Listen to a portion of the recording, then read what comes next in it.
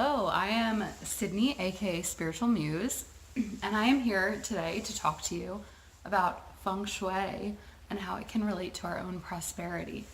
So, here's a couple of short tips that I like to use in my home and my spaces to optimize my chi or the energy, and in order to bring me more profit in my own life and more abundance in all things and more joy and all these good feeling things, right? So here's a couple of them. So number one of my most favorite things is to respect your money. And one of the best ways you can do that is just to take time each week to really take account for your money. I like to have what I call Money Mondays. And I will look at all my accounts every Monday. I'll pay off all my cards. I'll do that kind of thing. I'll just kind of look at where I'm at. So I call it Money Monday. Some people might want to call it Financial Friday. It just kind of depends when you want to do that sort of thing, but it's really good to check in once a week. So that's all about like respecting your money. So another way you can respect your money is if you carry cash, which a lot of us don't even do that these days anymore. But if you get any cash at all, make sure you're really respecting it as you put it into your wallet, right? So you're going to want to make sure you either fold it really nicely or you unfold it very nicely and you sort of flatten it out. If it's been a little crinkled, you want to really give that money the respect that it deserves because you should be appreciative that it's coming into your life, right? So the other thing that you can do is also make sure you never put your wallet or your purse on the floor because that's showing disrespect, right? So you want to put your wallet or your purse on a hook, on a chair, on a counter. Really, you want to have like a designated spot for it because that'll be sort of the best for your chi as well. To have all of this very organized is going to help you in your mind, which is going to give you space to create more money and prosperity in your life. So that's sort of the first thing you can do. Those three things are important. So organizing your money, checking your money every week, and respecting your money by not putting it on the floor. All right.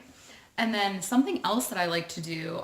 So money is related to fire. It's like that creative energy, right? So the thing in our house that represents the hearth these days, the fire, is our stove, right? So even if you have like an electric stove that doesn't actually produce the flames, it's still the part of your house that represents our income. And it's also where we eat, right? And, depending on how much income we have, we might feel we have more money to buy food, that sort of thing. So here's something you can try, which I have found really interesting. So when you're cooking on the stove, do you have a favorite burner? Because we all do. This is the truth. We all have a favorite burner. We all have one that we go to. Mine is front left. But since I started getting into feng shui, I started to learn that it's good to use multiple burners because you get to spread out your sources of income, right? So instead of relying fully on that front left burner or whatever your favorite is, maybe it's back right, I don't know. You want to start to use different burners. Maybe have multiple going at once when you're cooking. That's great too. That really shows, your versatility. It's just very representative of your own financial energy, okay? So yes, using different burners on the stove is really, really awesome and important. Now we also have these areas of our home that are called bagwas, right? So there you can look up a chart of the bagwas. I recommend you Google that now. So you might want to pause the video, go look up bagwas. So there's going to be an area of your house that represents wealth, money, that sort of thing, right? Now, it also depends on whether or not you're looking at this in one mode or one mentality of feng shui or another, because the sort of more traditional is going to make you look at a compass. But if you want to do the more sort of Western version, you can actually just design the whole thing from your front door. So if the front door was over here, this would be where the back of the drawing would be, that I'm drawing my little bagwas of the house, right? So there's all these sorts of energy zones in our homes in different rooms. And you want to look at that and see if you are optimizing the energy in these spaces properly. Now, there are different crystals you can use in all sorts of bagwas. Obviously, I'm in my crystal shop right now, so I want to talk to you a little bit about crystals too. So some of the crystals that you can put in your wealth and your money and prosperity bagua is you can use pyrite, you can use anything green is going to remind you of money. That sort of thing is going to be really great. So let me grab you some pyrite just to show you what that looks like.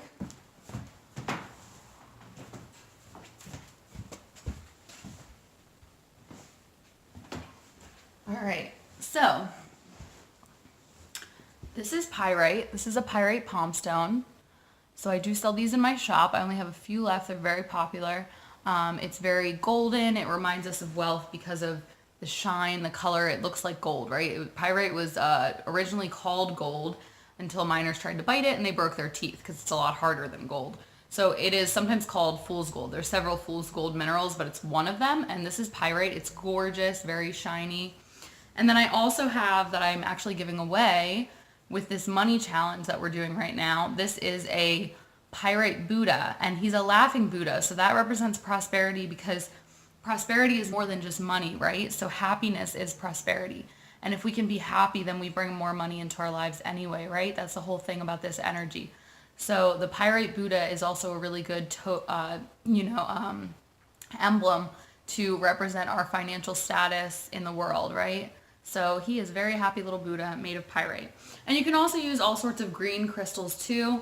Something else I want to mention is how wonderful it is that we can add plants to our homes because this has a lot of green energy. It reminds us of growth, expansion, things like that. So if you can add plants to your house too, that's really going to up your feng shui. Now, I don't want to make this video too long, so I'm going to sort of wrap it up now, but I just wanted to give you some tips on feng shui and how you can optimize the energy in your home, in your bagwas, in your life, in your body, in your soul, in your mind, so that you can manifest the type of money that you want in your life, right? Because all of that abundance is out there for you and all you have to do is reach for it. And this is just one way you can sort of optimize your financial energy in your life. All right, guys, thanks for watching. Much love. Namaste.